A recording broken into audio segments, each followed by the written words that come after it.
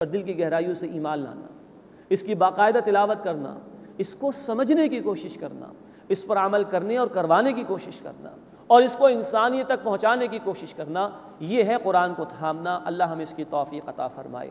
اس کے توفیل اللہ کیا دے گا؟ فرمایا دشمنیاں ختم ہو جائیں گی، اللہ محبت عطا فرما دے گا، تم بھائی بھائی ہو جاؤ گے، اللہ جہنم سے بچا لے گا، اللہ ہدایت عطا فرما دے گا۔ آج ہمارے مسائل بھی یہی ہیں، تفرقے ہیں، دشمنیاں ہیں، عداوتیں ہیں، اپنے ہاتھوں لوگ جہنم کی تیاری کر رہے ہیں، ہدایت سے دور ہو چکے ہیں۔ ان سب مسائل کا حل فرمایا اللہ کی کتاب کو تھامو، اللہ ہمیں اس کی توفیق عطا فرمائے۔ اب جب کتاب کو تھامیں گے اور اہل ایمان جڑ جائیں گے تو یہ ایک آرگنائزیشن وجود میں آ رہی ہے۔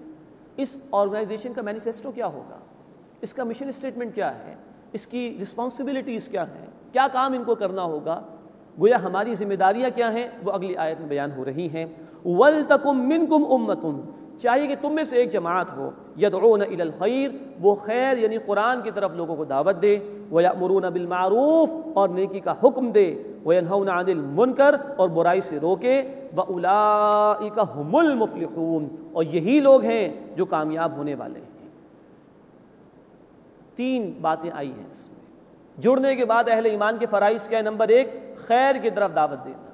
خیر سے مراد ہے قرآن حکیم۔ سورہ یونس آیت 58 اور سورۃ النحل آیت نمبر 30 میں یہ بیان ہے کہ خیر سے مراد قرآن ہے۔ ان دو آیات میں خیر کا لفظ قرآن کے لیے آیا ہے۔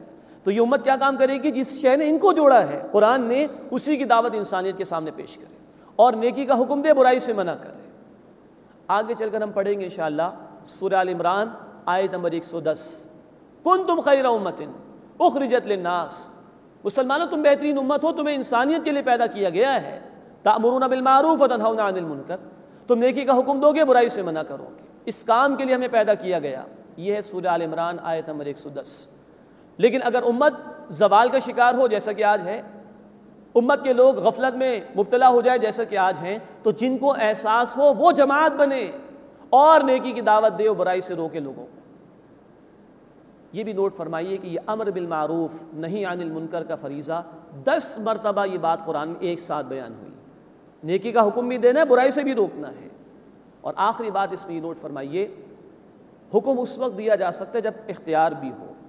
تو اللہ کے دین کے نفاذ کی جد و جہد جب تک نہ ہو، اللہ کا دین غالب نہ ہو، کما حقہ، اس فریضے پر عمل نہیں ہو سکتا۔ حکم دینے کے لیے اختیار ضروری ہے، اس سے پہلے یہ ریکویسٹ ہے، درخواست ہے، بھائی نماز ادا کر لو، بھائی سود چھوڑ دو۔ لیکن اختیار ہوگا تو اب حکم ہوگا، نماز ادا کرنی ہوگی، سود ختم کرنا ہوگا، یہ اختیار ہے۔ یہ اختیار حاصل کرنا اہل ایمان کی ذمہ داری ہے۔ یہ تین کام کے کرنے کے بعد بیان کیا گیا، وَأُولَئِكَ هُمُ الْمُفْلِحُونَ، اور یہی لوگ ہیں جو کامیاب ہونے والے ہیں۔ یعنی جو یہ کام کریں گے انہی کے لیے کامیابی ہے، اور جو یہ کام نہ کریں ان کے لیے کامیابی نہیں۔ اللہ ہمیں تقوی اختیار کرنے کی توفیق دے، قرآن کی بنیاد پر جڑنے کی توفیق عطا فرمائے، قرآن کی دعوت کو عام کرنے، نیکی کا حکم دینے اور برائی سے روکنے کی توفیق عطا فرمائے۔ آمین یا رب العالمین۔ وآخر دعوانا ان الحمد للہ رب العالمین۔